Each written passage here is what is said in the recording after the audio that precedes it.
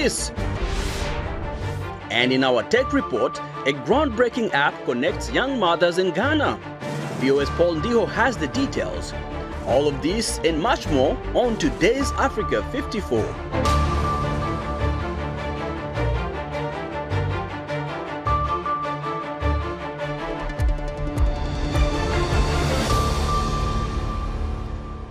Somalia continues to struggle during a historic drought that is pushing millions of residents into acute food insecurity.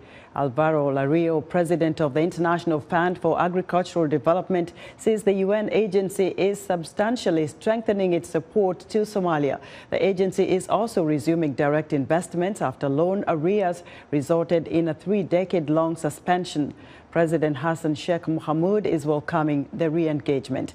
According to the integrated phase classification, 5.6 million Somalis are currently experiencing high levels of acute food insecurity. Projections show that as many as 8.3 million may face acute food insecurity between April and June 2023. IFAD is actively mobilizing grants from donors to Somalia and channeling resources for rural development projects in the country. The Horn of Africa is experiencing the longest and most severe drought on record. High prices on food, fuel, and fertilizer are worsening the situation.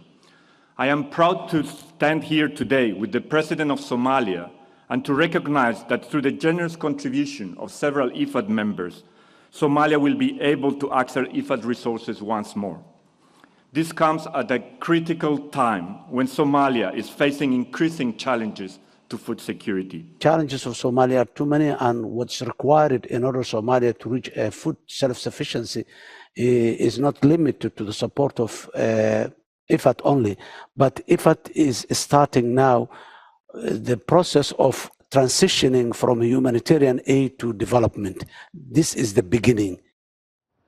Lario says IFAD's objective is to invest in the entire value chain on how food is produced, commercialized, and stored. More than 20 artists from across Africa took to the stage in Eastern Democratic Republic of Congo to support victims of conflict at a recent music festival, despite rising insecurity in the area. David Doyle has more. Artists from across Africa took to the stage in violence-hit Eastern Democratic Republic of Congo. The Amani Festival, that's the Swahili word for peace, is a show of support for victims of conflict. More than 20 acts from across the continent performed, and that's despite rising insecurity in the region. Wherever there is a no-go area in Africa, our mission is to be there with you. Senegalese rap star Didier Awadi said the message of the event was one of peace and reconciliation. Today, Congo is going through a dark time. We have the duty to be in solidarity, to be there on the side of the people who are being attacked. The event had been due to take place in Goma, but an offensive by rebels from the M23 group has been drawing closer to the city, which is the capital of North Kivu province.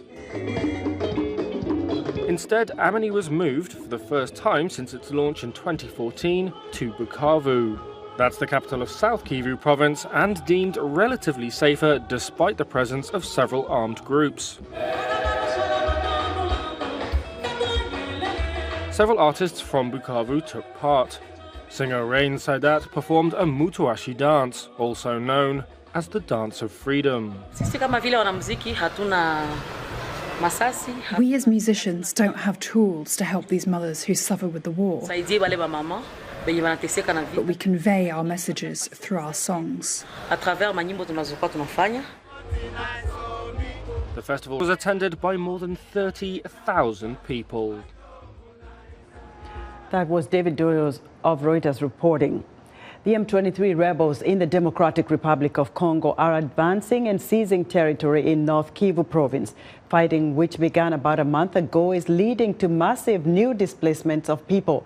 A new camp near Goma for the displaced is quickly filling up. For more perspective on the humanitarian crisis, Fred Bauma, a senior fellow at New York University and a native of Congo, joins me live from Kinshasa. Mr. Bauma, welcome to Africa 54. Thank you. Now, the big question is, how is it possible that the M23 rebel group continues to advance, continues to destabilize Congo, while an East African regional force is in Congo for the sole purpose of defeating such rebels as M23? Actually, that's a good question. I think many Congolese people share the same question. And that is the reason why we saw demonstration in Goma recently, where people shared their frustration against the force, which they were expecting will be an offensive one, and they are still waiting for it to start intervene. So far, I think there is a gap between the way people understand the force and the way probably the force understands its own mission. So far, they've been trying to negotiate the withdrawal of M23, and even in that, they haven't been very successful. So there is a growing frustration among population who are wondering what should be the necessity of. Right. Fred, do we know where the M23 gets funding from? Where do they get all these weapons? So according to the UN group of experts reports, M23 is supported by Rwanda, I think both politically and militarily by Rwanda. Rwanda provides some of the ammunition to M23. There is also a lot of element that shows that Uganda also supports M23, but we can't say to which scale Uganda is supporting them.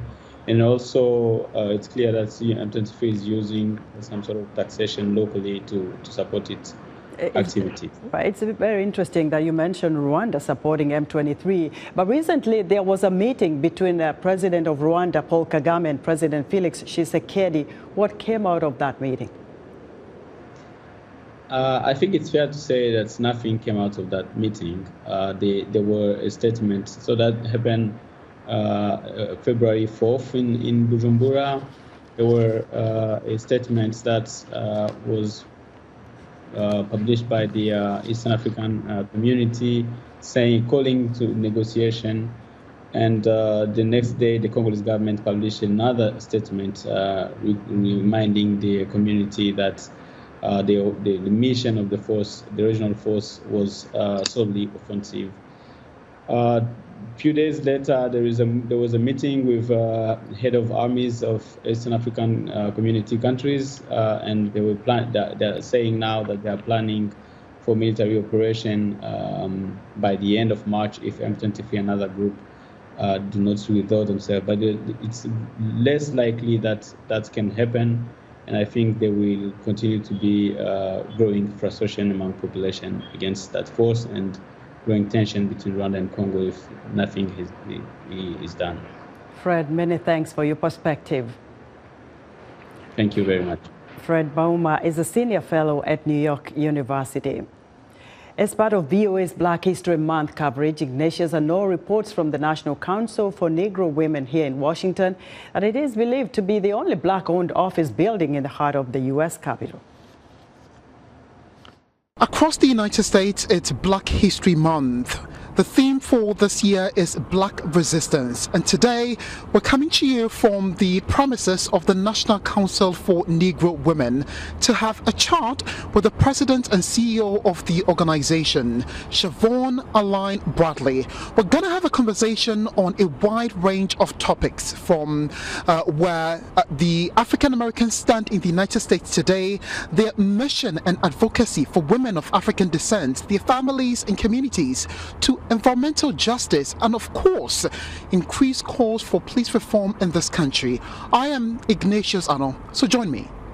We call this the corridor of power.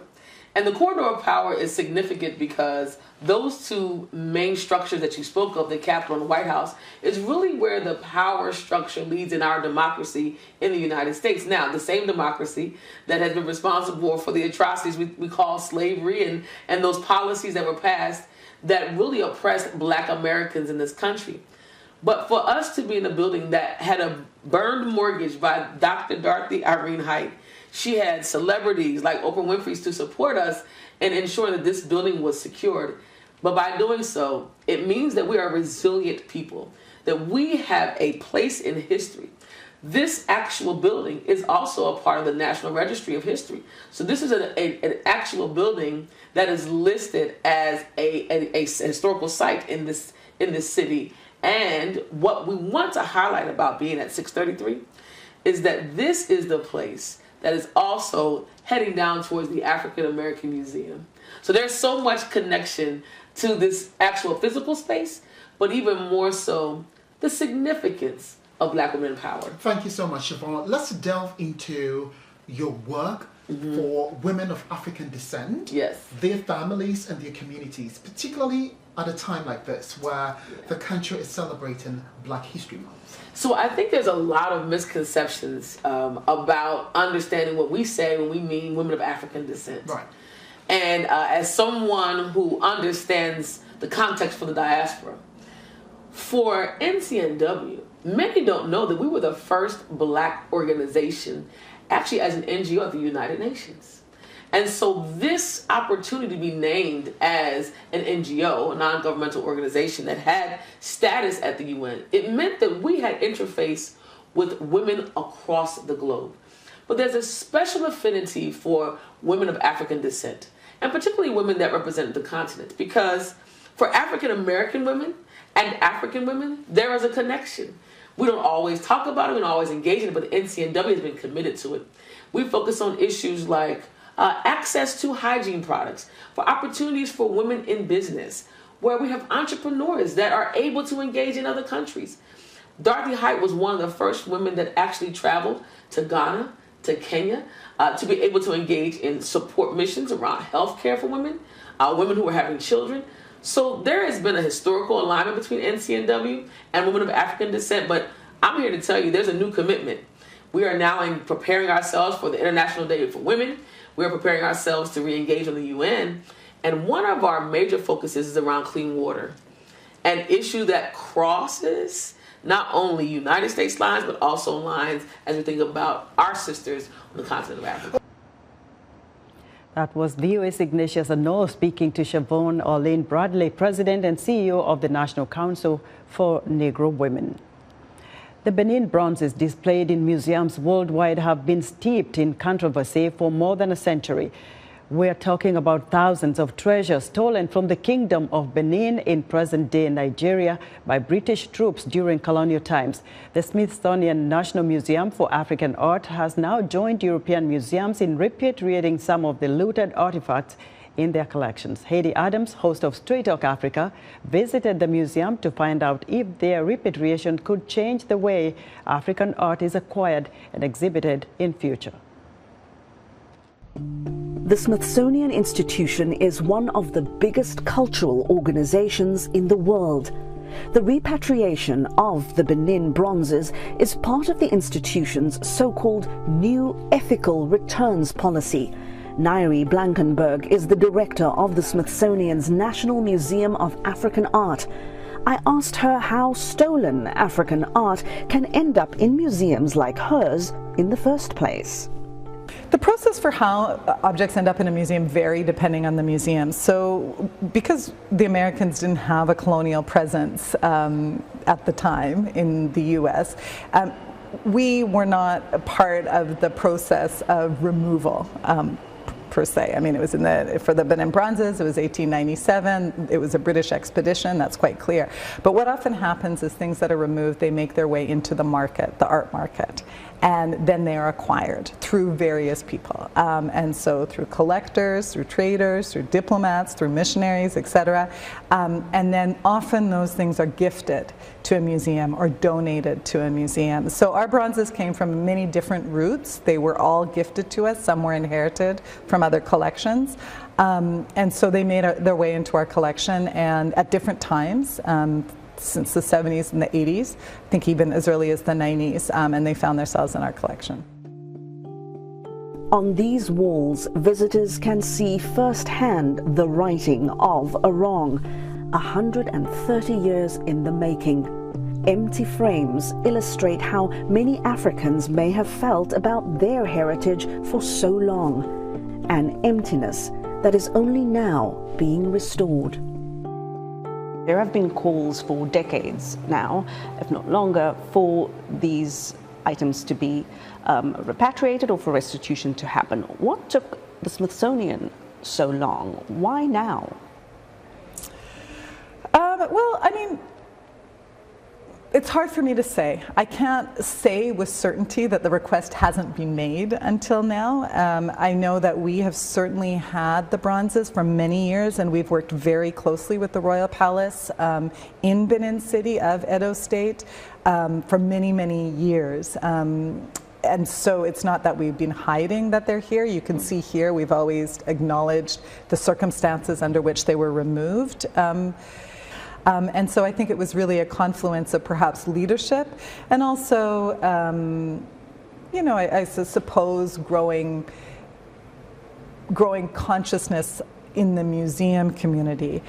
I feel nervous saying that because I also don't want to dismiss the efforts that have been made through African governments and states and activists for decades around this issue. So I don't want to pretend that this is suddenly a new issue when it's not. People seem to be listening a little bit more now. Be sure to catch the full interview with Nairi Blackenberg coming up on Straight Talk Africa. Still to come, we'll tell you about a new Ghanaian app called Talkative Mom. We'll be right back.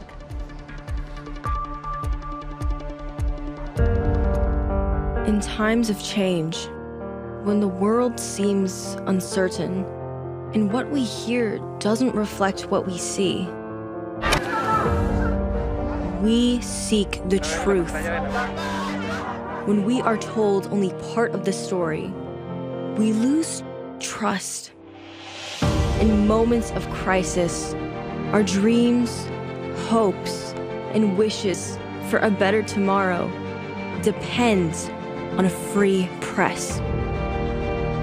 At Voice of America, we bring you the stories that people take risks to see.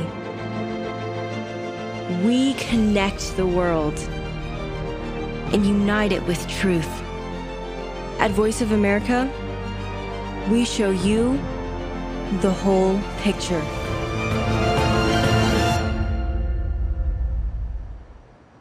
In other news, 8 days after a powerful earthquake struck Turkey and Syria, crews are continuing to dig more survivors from the rubble on Tuesday, including a woman rescued from a collapsed apartment building in the city of Antakya. The combined death toll in Turkey and Syria from last week's powerful earthquake is now above 40,000. The United Nations International Organization for Migration says dozens of migrants are believed to have died Tuesday in a shipwreck off Libya, with only 7 survivors found so far. At least 73 are reported missing. The boat carrying 80 people departed Casa al-Akia, 75 kilometers east of Tripoli, and was heading to Europe. And Zimbabwean Finance Minister Mthuli Ntube says the nation's creditors are meeting on February 23rd as the country takes steps towards clearing more than $6 billion of arrears on its foreign debt. Nigeria's Electoral Commission chief says that 240 polling centers will not be used in the upcoming election since no one selected them due to insecurity in the surrounding areas. Separatist and gang violence is a major concern for Nigerians as the presidential election nears on February 25th. VOA spoke with Nigerian voters on what they expect from the upcoming elections.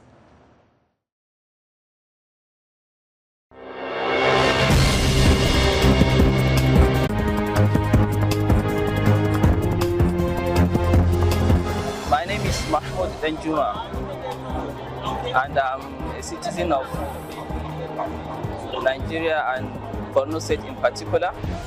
I would like the next president to look the issue of education more seriously, and after that, the issue of employment, not necessarily the white-collar job, but create an environment for the young ones, the entrepreneurs, for them to have their businesses flow, and for everybody to have peace of mind. That is the issue of security.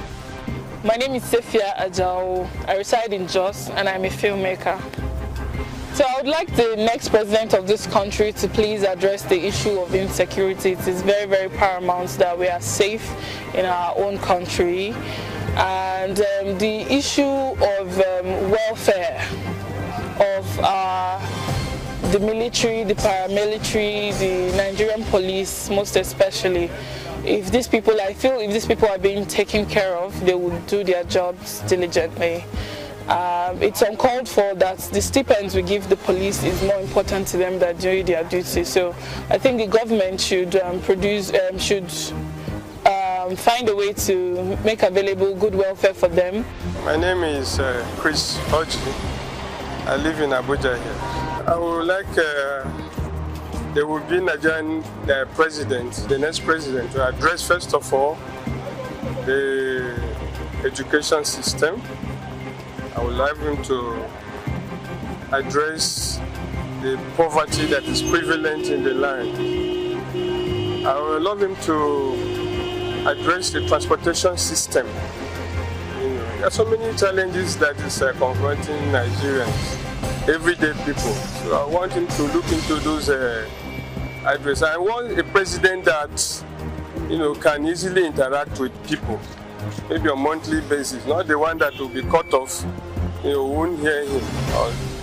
Or, those who are around him will not be telling him the true feelings of Nigerians.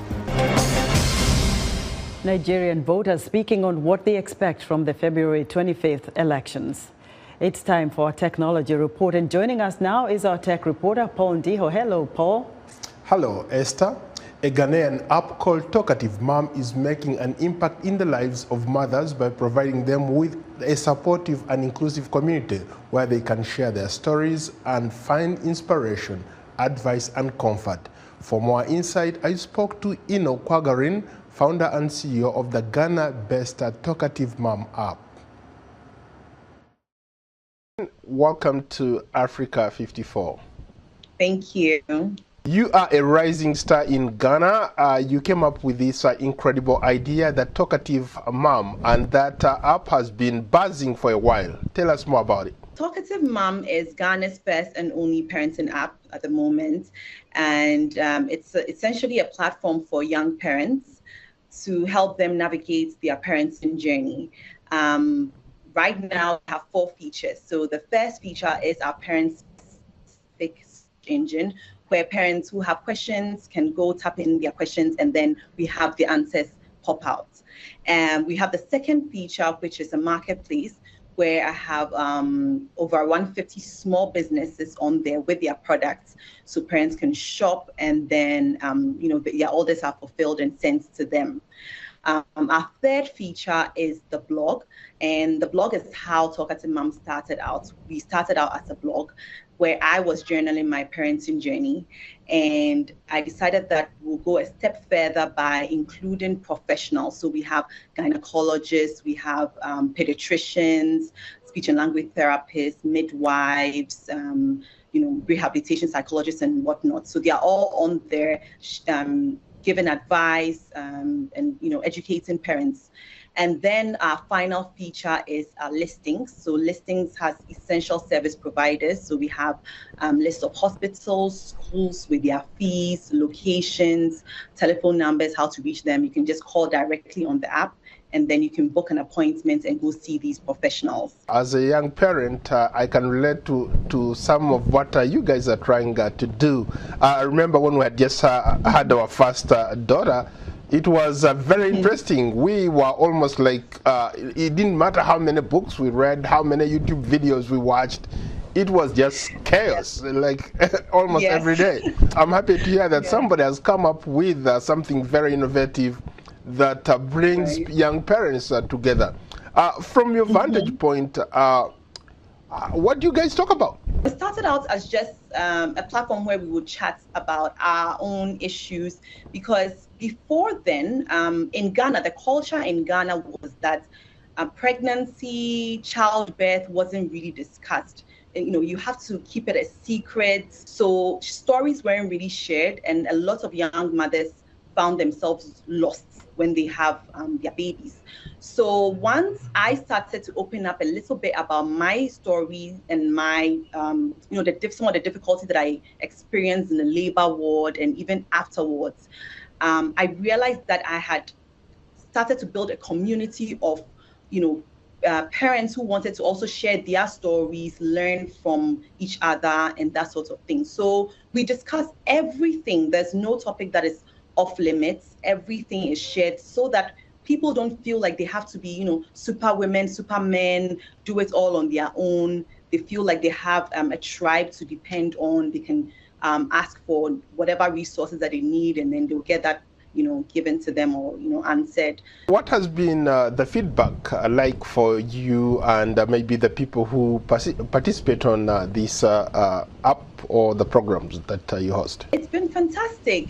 Patronage, for all of my events, sell out. Like, usually, once I announce it, tickets are gone. Like, people always attend, people always patronize. It's been really, really good. I think it's been a refreshing change for a lot of people because it serves as a safe space. No matter what events I do, I make sure that it's a safe space and it's very inclusive. Your app was at one time the #1 app in terms of ranking. Can you speak to that?